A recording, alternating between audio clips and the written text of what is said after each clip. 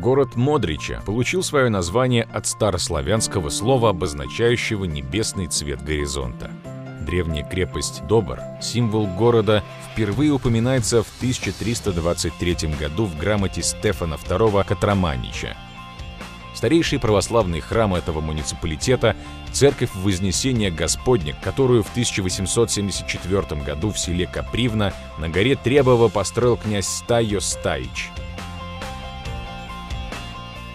Священник Станко Вукович и жители Капривны участвовали в Требовском восстании 1858 года.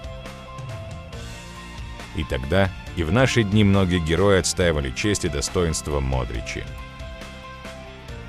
Напротив здания муниципального собрания находится памятник воинам, павшим в ходе гражданской войны.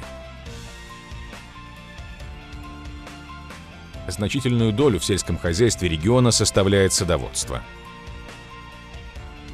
Обувная фабрика успешно функционирует даже в условиях мирового экономического кризиса. Годовое производство составляет 6000 пар женской и детской обуви для рынка Евросоюза. Завод по переработке моторных масел отметил 60-ю годовщину своего успешного существования. В 2013 году в целях улучшения социального обслуживания граждан построена современная больница с реабилитационным центром.